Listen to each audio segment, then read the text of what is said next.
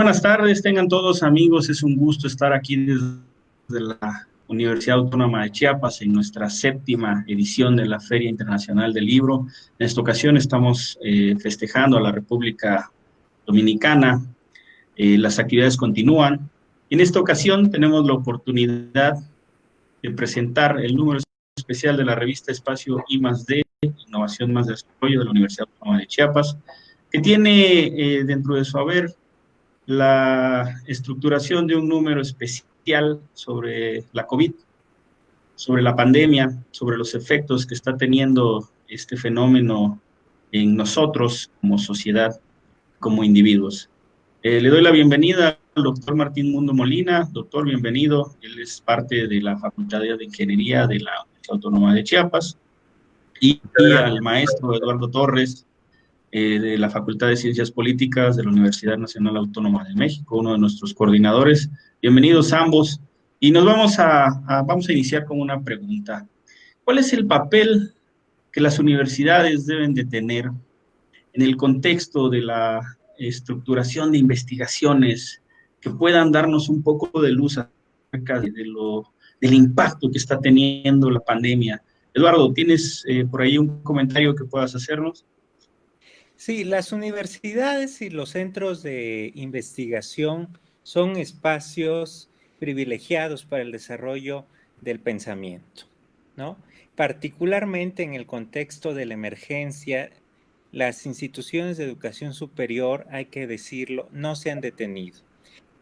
Se han adaptado de forma abrupta a la situación, ¿no? De una presencialidad rutinaria, por decirlo así, a una forma a distancia, ¿no? Es un primer reto que las y los integrantes de la universidad, los docentes, el personal directivo y por supuesto los alumnos han acometido con mucho éxito, ¿no? Más allá de los problemas de conexión, ¿no? Propios de la Internet, la educación en principio se ha mantenido. Y por otro lado, las y los investigadores han desarrollado proyectos no coyunturales, ¿no? Hay que decirlo, han venido trabajando sus líneas de investigación con antelación, pero han adoptado un nuevo objeto de estudio que es la circunstancia social, política, económica, cultural que ha derivado de la pandemia, ¿no? Por primera vez, o no por primera vez, pero sí tal vez desde la gripe española, el mundo entero está encerrado, ¿no? Al no existir una vacuna, eh, un mecanismo eh, médico para enfrentar la enfermedad, el distanciamiento social y todo lo que esto implica ha sido la medida que los gobiernos han adoptado. Y este distanciamiento tiene efectos y va a tener efectos a largo plazo en la sociedad. Y son las universidades quienes van a dar respuesta, van a dar explicaciones a estos fenómenos, ¿no? Los epidemiólogos por un lado, ¿no? Pero también los sociólogos por otro. Los médicos por trabajando una solución desde su espacio, pero también los antropólogos y los etnólogos, ¿no? Es decir, todas las disciplinas, las ciencias de la vida, las ciencias de la materia, las ciencias sociales y las humanidades, tienen mucho que aportar y las universidades, como entes reconocidos por la sociedad, son los espacios en donde se van a generar no solo respuestas, sino ejercicios de reflexión en torno a las consecuencias muy graves de la pandemia. Por otro lado, las universidades vienen a ser ese espacio en el cual con libertad y con autonomía pueden decir las cosas que no se quieren decir con relación a este fenómeno. Y eso es muy importante porque estamos en medio de una crisis comunicacional, ¿no? Hay muchas noticias falsas con relación a este fenómeno. Lo vimos al inicio particularmente de la pandemia. Algunos decían que no existía, gran problema. Y hoy aún existe un negacionismo de la enfermedad y un rechazo a las medidas de distanciamiento social y de uso de cubrebocas, ¿no? Algunos dicen que no existe evidencia científica de la efectividad del uso de cubrebocas. Y ahí tenemos un problema, ¿no? Las revistas como Nature, Science, Direct u otras están diciendo que sí sirve. Entonces, la universidad en abstracto tiene que convencer, porque esto es una, digamos así, una lucha de discursos, convencer con evidencia, no con ideología, que lo que se está haciendo es para privilegiar, y hay que decirlo así, la vida, no otra cosa. Eso es la primera reflexión que se me viene a la mente. Claro. Doctor Martín, podríamos estar hablando entonces de que la academia hace un frente común para analizar el fenómeno desde muchas aristas. Sin duda alguna. Partamos, por ejemplo, de las funciones sustantivas que tiene la Universidad Autónoma de Chiapas y que son similares a las actividades sustantivas de otras universidades de México y del mundo. Es por un lado la investigación, por otro lado la docencia y por otro lado la vinculación con la sociedad en la transferencia de los conocimientos a ese, digamos, grupo numeroso de personas que sostienen de algún modo la propia universidad. Entonces, en la parte de investigación es una obligación de las entidades universitarias producir conocimiento para ir descifrando este tema que nos plantea muchas hipótesis. Es un tema que todavía estamos trabajando a prueba y error a través prácticamente del método inductivo, tratando de descifrar muchas cosas que la ciencia seguramente con el tiempo irá desentrañando. Así que es una obligación primera de la universidad, desde el punto de vista científico y en el área en la cual me desempeño, que es hidráulica e hidrología, en el área de las ciencias de la tierra, todavía más. Porque hay evidencia científica ya aprobada que los residuos, las heces de los enfermos, tienen residuos de SARS-CoV-2.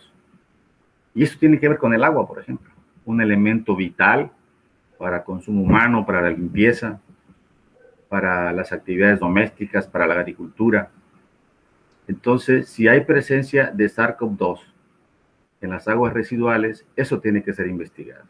Y entonces tenemos que armar en México una red de investigadores que permitan ir trabajando en el tema para descubrir qué tanta carga viral, por ejemplo, hay en las aguas residuales. O en las aguas, por ejemplo, que nos llegan, que pudiera ser el caso, a casa. El agua no potable, porque desafortunadamente el agua que se consume en México es no potable, no cumple la norma internacional ni la nacional. No estamos diciendo con esto para el público doxo que nos escucha crear alarma, simplemente desde el punto de vista científico, verificar la presencia del SARS-CoV-2, como ya se hizo, por ejemplo, en el Valle de Mezquital, con un grupo de investigadores de la Universidad de Hidalgo, que están haciendo un trabajo de investigación importante, pero hay que homologar criterios para poder, por ejemplo, decidir cómo hacer las muestras, cómo llevarlas al laboratorio, cómo darles el tratamiento correcto en el laboratorio para que podamos comparar resultados. Y ahí tiene una implicación relevante la universidad. La Universidad Autónoma de Chiapas, las universidades del sur sureste, las universidades señeras como la UNAM y el Politécnico, que desde hace un buen rato están trabajando, especialmente virólogos, infectólogos, pero el resto de las universidades del norte, juntarse con las del sur en una red grande para que ataquemos este problema. La única llave para descifrar las hipótesis que tenemos enfrente son las actividades científicas dentro de las universidades y los centros de investigación del país. Así que es una actividad muy importante. Y en la parte, por ejemplo, de la docencia, lo mismo, ¿no? Tratar de llevar este tema al campo de la docencia según nos permita nuestro programa académico, porque es un tema relevante, inédito por lo menos en los últimos 100 años, de la presencia de un virus que nos mantiene ahora bajo resguardo porque puede matar. Llevamos ya en México una buena cantidad de muertos y en el mundo igual. Y creo que la única llave para salir de este problema, de las llaves más importantes, es la ciencia y la tecnología. Y por otro lado está la transferencia. Y no solamente es transferir tecnología en físico, también conocimiento. Y eso lo podemos hacer a través de la divulgación y de la difusión que nos permite hacer la universidad y los centros de investigación a través de revistas como I+D, por ejemplo.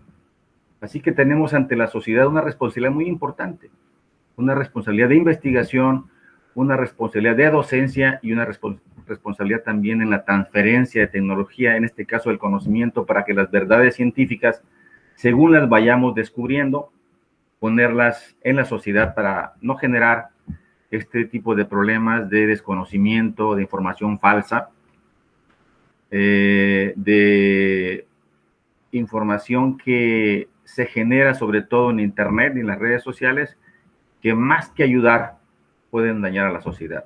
Y este es un papel que tienen que hacer las universidades a través de la divulgación y de la difusión científica. Pues sí, me gustaría mostrarles un poco sobre la revista I+D y el número especial. Como ustedes pueden observar, es una revista multidisciplinaria que tiene desde reflexiones filosóficas, modelación, con un poco de estadística y una exploración de muchos temas. Eduardo, por ahí tú reflexionas acerca del trato que el gobierno le da a la pandemia. ¿Puedes decirnos cómo, si ha sido políticamente correcta esta respuesta del gobierno mexicano ante la crisis del COVID-19? ¿Se pueden hacer mejores cosas? ¿Qué está sucediendo en México a partir de una crisis sanitaria como la que ahorita estamos viviendo? Bueno, se pueden hacer mejores cosas, sí, con evidencia científica que proporciona las universidades, ¿no? Otra vez el papel tan relevante de la relación entre los centros de pensamiento, las universidades y los tomadores de decisiones. Todos los gobiernos del mundo reaccionaron con tropiezos al inicio de la pandemia. Ningún país del mundo, los subdesarrollados o los industrializados, estaban listos para enfrentar una emergencia de este tipo, ¿no? Ni los prospectivistas más destacados consideraron que esto iba a pasar al menos tan pronto y de forma tan acelerada, ¿no? El gobierno mexicano, por un lado, ha tenido una respuesta, como muchos otros, vinculada a que no se saturen los servicios de salud, ¿no? Esa es la gran preocupación de los estados, que la capacidad hospitalaria no sea rebasada. Por ello se instalaron hospitales en tiempo récord, en espacios alternativos, ¿no? Tener disposición de camas para personas infectadas con el virus. Eso por un lado. Por el otro, tenemos la circunstancia de la restricción de las libertades, ¿no? La libertad de salir versus la directriz del gobierno de resguardarse porque el gobierno está privilegiando la vida de los ciudadanos, ¿no? Entonces, acá hay una discusión que puede ser jurídica, que puede ser filosófica, en torno a qué vale más, si mi libertad, ¿no?, mi decisión, o la solidaridad orgánica, ¿no?, pensando en términos sociológicos, en términos de Durkheim, en donde el individuo se sitúa en un espacio social y a partir de ese espacio identifica su papel y su relación con los otros, ¿no? Se ve como parte de una comunidad. Y bueno, el gobierno mexicano ha buscado que la gente no se enferme. Las estrategias no necesariamente han sido las efectivas por un problema comunicacional, ¿no? Y eso es un tema que hay que analizar con diversas disciplinas, porque por un lado tenemos a las conferencias vespertinas del subsecretario de Salud, y eso es muy importante porque diariamente están dando los datos que, dicho sea de paso, hay que multiplicar por 3, ¿no?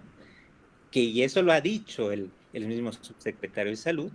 Y por otro lado tenemos las conferencias matutinas del presidente de la República, que a veces contradice lo que se está diciendo en la tarde, ¿no? Entonces tenemos un problema, ¿no? Porque la sociedad le va a hacer caso a alguien, pero ¿a quién le va a hacer caso? ¿A la persona que habla en las mañanas o a la persona que habla en las tardes?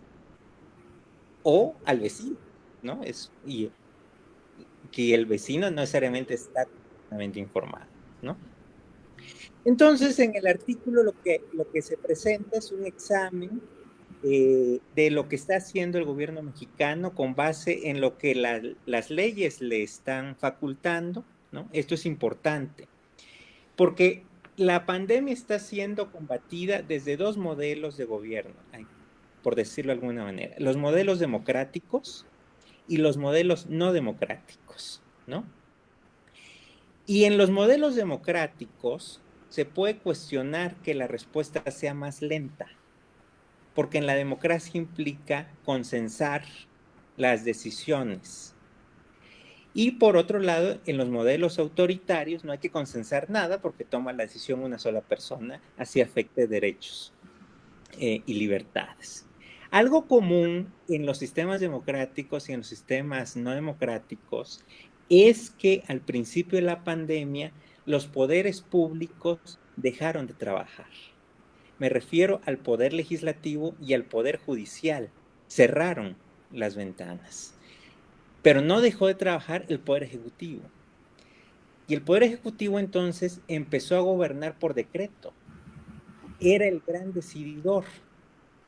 Y la preocupación estaba en que había que revisar la constitucionalidad de las acciones del presidente o del primer ministro, porque en algunos casos, ¿no? Las decisiones iban en contra del sistema democrático, ¿no? El presidente se estaba arrogando facultades que iban en detrimento de las facultades del poder legislativo, ¿no? Del Congreso. Afortunadamente, los congresos han empezado a abrir y han empezado a trabajar a distancia y en algunos casos de forma presencial para supervisar las decisiones del poder ejecutivo. Porque en situaciones de emergencia lo que se requiere sí es solucionar el problema, pero que esa solución sea constitucional, porque se puede perder el equilibrio de poderes y transformar el sistema de gobierno democrático en un sistema autoritario. Y eso no puede ocurrir en ningún momento, pero particularmente en situaciones de emergencia, la sociedad no está preocupada por lo que hace el gobierno, está preocupada por sí misma.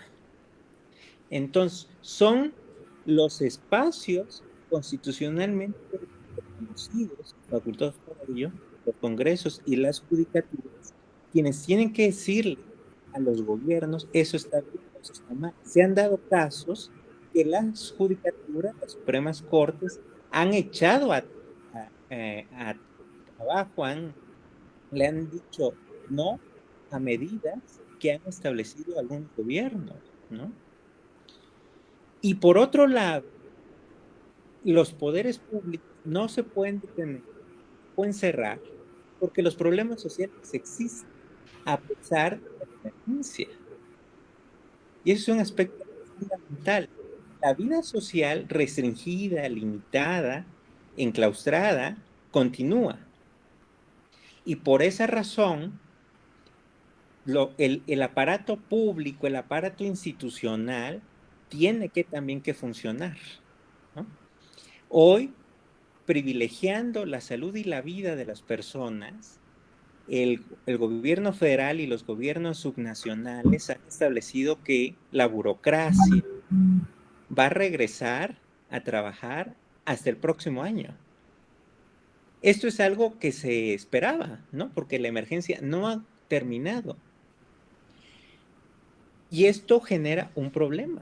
¿Están los gobiernos, está el gobierno mexicano listo para dejar la presencialidad laboral burocrática y transitar al trabajo desde casa, al trabajo a través de las tecnologías? Es algo que tiene que ocurrir y que va a ocurrir, ¿no? Entonces, ahora se produce una nueva discusión.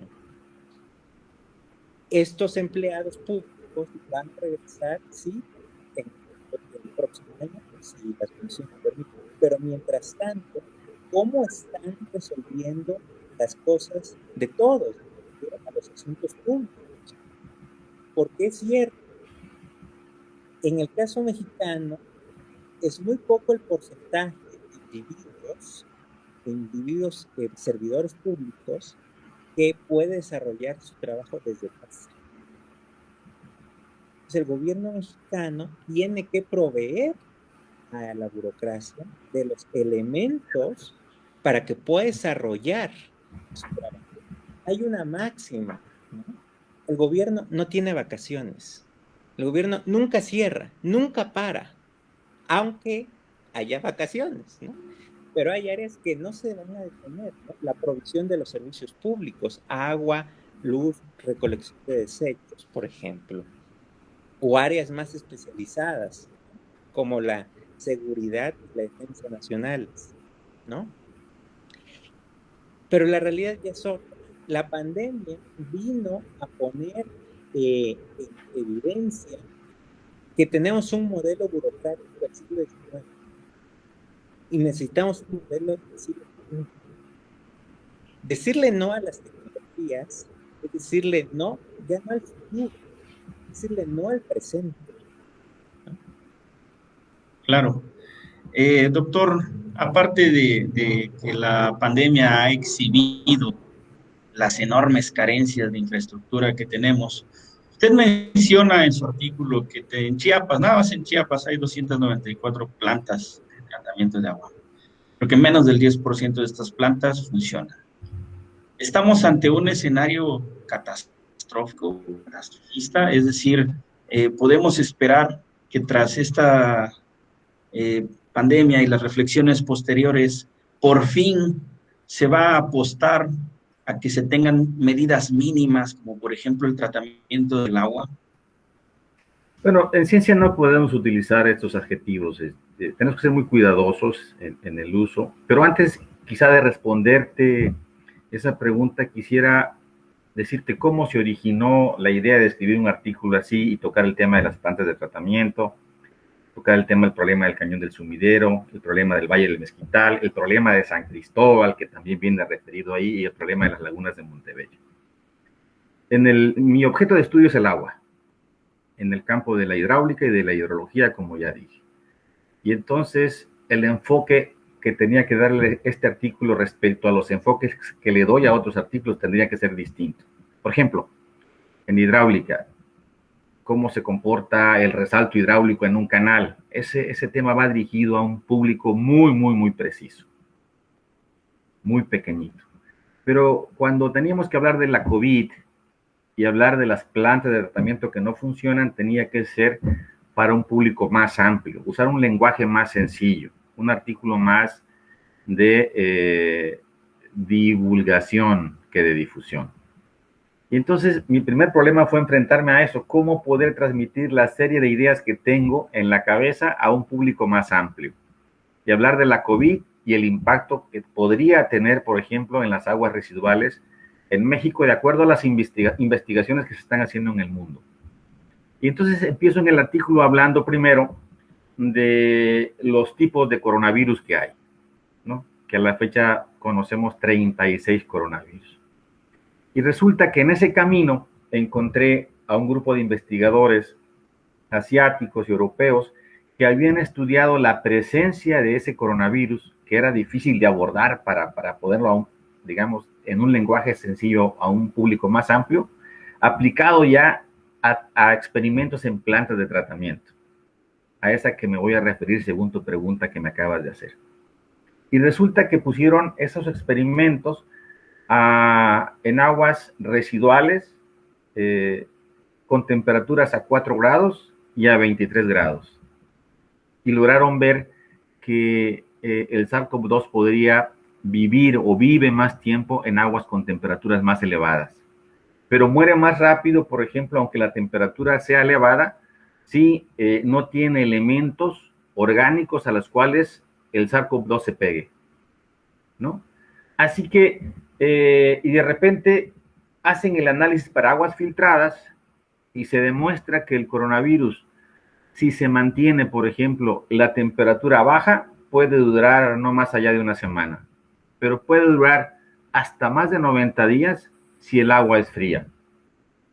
Y eso sí ya tiene implicaciones para seguir investigando en México, porque de acuerdo a lo que me preguntas, solamente tenemos 2.540 plantas de tratamiento en México, para un total de más de 32.000 comunidades que están desechando aguas residuales al medio ambiente y la mayoría a los cuerpos de agua.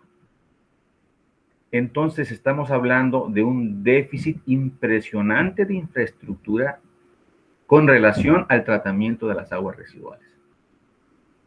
Y eso es una responsabilidad del Estado. Está manifiesta en la Ley de Aguas Nacionales, en donde es clara para decirle a las instituciones privadas y de gobierno que es una obligación tomar las aguas de la naturaleza, usarlas, pero desecharlas con un mínimo de parámetros que permita reincorporarse a la naturaleza. Y eso no lo está haciendo prácticamente ningún estado de la República. Hay una irresponsabilidad desde el punto de vista de la aplicación de la ley a todas las personas físicas o morales del sector público y privado que están desechando las aguas residuales no tratadas a los cuerpos de agua. Y no estamos aplicando la ley. Desafortunadamente en México traemos un problema cultural de no aplicación de la ley. No le importan ni al gobierno ni a las instituciones, pero tampoco a la sociedad. No exigimos que se cumpla la ley. Y están violando, por ejemplo, los derechos humanos básicos de los usuarios. Tenemos que exigir que se cumpla la ley. Quitemos por un momento la presencia de SARS-CoV-2 en las aguas residuales no tratadas. Ya tenemos un problema allí de contaminación porque llevan organismos fecales.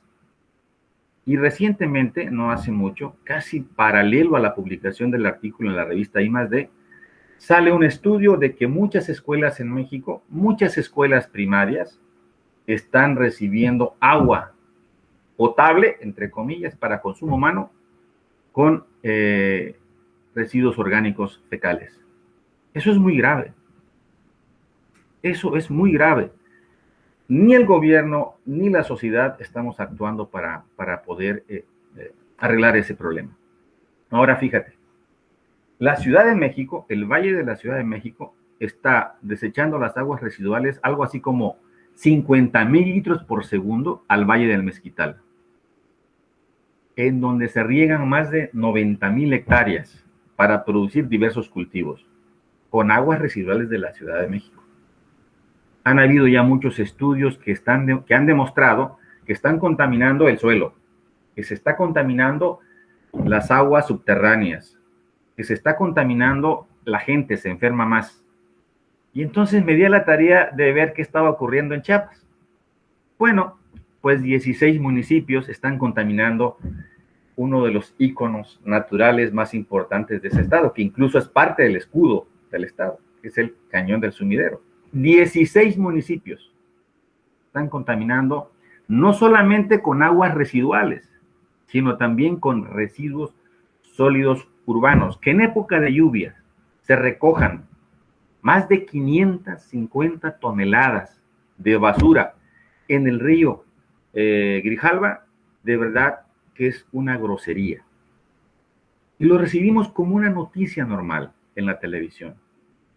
Que el 50% de los bellos lagos de Montebello estén contaminados porque a alguien se le ocurrió poner en la parte alta una zona agrícola donde se cultivan jitomate, pero se deforestó el bosque, en donde se ponen agroquímicos, y junto con los agroquímicos y los azoles vayan a parar a lo largo de Montebello, creo que merece pena, mayor que las que están anunciadas en la Ley de Aguas Nacionales. Que el río Suchiapa, que tenemos muy cerca de Tuxtla Gutiérrez, lo esté contaminando Tuxtla Gutiérrez, y más de 25 comunidades ejidales que al final van a parar al cañón del sumidero, me parece que es una responsabilidad que tiene que ser resuelta en la inmediatez por las instituciones de gobierno. Ya hay hay un documento de la Comisión Nacional de los Derechos Humanos promovido por una asociación civil en el río Suchiapa, que es afluente del río Grijalva, para que atienda ese dictamen de la Comisión Nacional de Derechos Humanos. Vamos a ver cómo responde el gobierno. Ahora, eso, las investigaciones que Cabrerizo, por ejemplo, hizo en España, demostrando que las heces fecales de los enfermos de la COVID llevan SARS-CoV-2, y se ha demostrado ya que muestras de ARN están en el agua residual no tratada, pues seguramente en México, y eso habrá que probarlo, pues ya se probó en el estado de Hidalgo, tenemos presencia del ARN del SARS-CoV-2 en la mayoría de los ríos que reciben, ¿verdad?, las descargas de las aguas residuales de zonas de hospitales o de comunidades grandes como San Cristóbal, que tuvimos allá una buena cantidad de enfermos, y que esos hospitales están tirando sus residuos al río Fogótico y al río Amarillo. Y al final va a parar al túnel de San Cristóbal. Para los que nos escuchan, la ciudad de San Cristóbal es una cuenca cerrada, es como si fuera una vasija completa, ¿no?, en donde caía agua de forma permanente y se inundaba, porque tenía eso, la forma de una vasija, y no tenía salida de agua. Allá por los años 70, el gobierno del estado promovió la construcción de un túnel muy grande, de un diámetro casi de 5 metros, para sacar las aguas residuales de la ciudad. Por ese túnel se descargan las aguas residuales de dos ríos importantes, el Fogótico y el Amarillo. Con esas aguas se están regando más o menos 90 hectáreas de papa, calabacita, jitomate, cebolla, con aguas residuales, y que en algún momento dado seguramente llevaron muestras de ARN, y esas se distribuyen en todo el estado de Chiapas. Así que tenemos un problema y una gran responsabilidad de las instituciones, pero también de la sociedad, para presionar para que se cumpla la ley y que se puedan realizar los tratamientos que la ley ordena para que las aguas de los ríos de México no estén contaminados. Más del 80% de los ríos de este país están contaminados. Se dice fácil, pero en cualquier país desarrollado, esto llevaría a penas severas para las instituciones y los organismos privados que están contaminando esos cuerpos de agua. Pues sí, es impresionante. Pues todo esto y más pueden encontrar en el número especial de la revista Espacio I+D sobre la COVID-19. Les agradezco mucho, Eduardo, doctor Martín. Ha sido todo un gusto. El tiempo se nos ha ido como agua.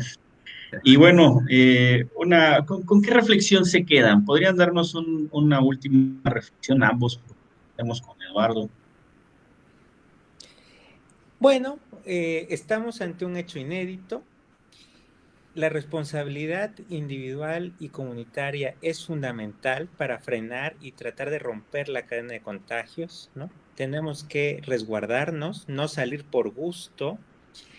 La gente se está enfermando. Afortunadamente se están descubriendo que de la gravedad de la enfermedad depende de la carga viral que se tenga. Entonces, si uno va a salir, pues tiene que estar separado de la gente, usar el cubrebocas, usar un protector facial, ocular, y estarse lavando o usando una solución de gel, ¿no? Alcohol en gel, en las manos. Y yo les invitaría a que consulten la revista, ¿no? Son 12 artículos escritos por casi una veintena de autoras y autores provenientes de distintas disciplinas que reflexionan sobre distintos problemas, ¿no? La violencia contra las mujeres, por ejemplo, que se ha venido agudizando en el marco de la pandemia, lo que ya bien dijo el doctor con relación al agua, las decisiones gubernamentales e incluso la literatura, ¿no? La literatura nos tiene mucho que decir. Albert Camus escribió, ¿no? Su gran novela, La peste, y Gabriel escribe, junto con Silvia, una reflexión sobre un libro que es muy difícil de leer, ¿no? Es una obra magna por la profundidad y por la extensión, ¿no? Thomas Mann y la montaña mágica. Entonces yo felicito a la Universidad Autónoma de Chiapas por la celebración de esta feria del libro. Reconozco a la universidad por la decisión de sacar un número especial destinado a la COVID y agradezco a todas y a ustedes su atención. Martín, una reflexión final. Centrada en la revista, Gabriel, centrada en la revista. Es el órgano de difusión más importante que tiene la Universidad Autónoma de Chiapas en este momento. Es la cara de la universidad al exterior, incluso a nivel internacional.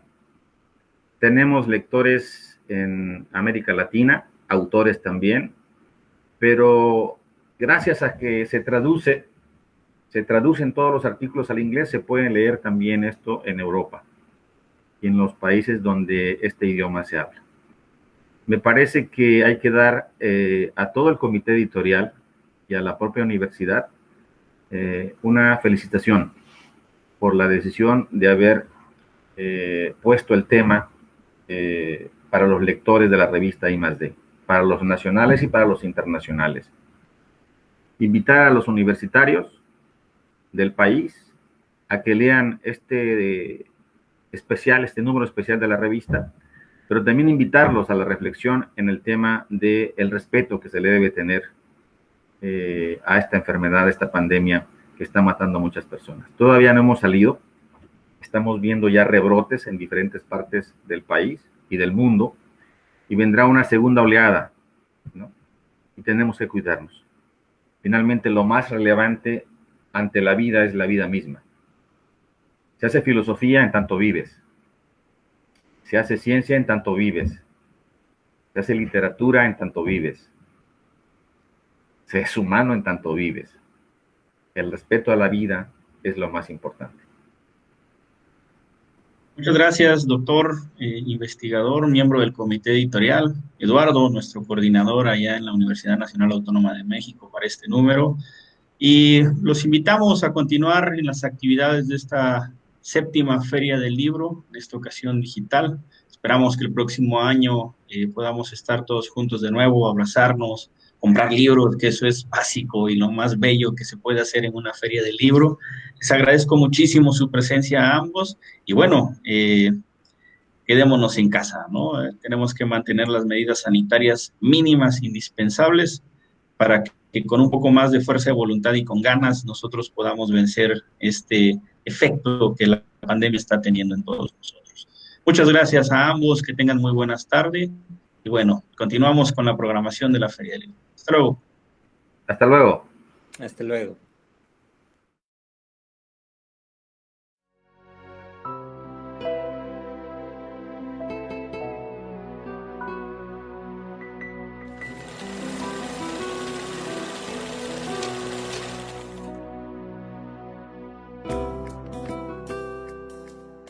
Mi libro se llama Tambor de agua, tambor de apá, en rumano.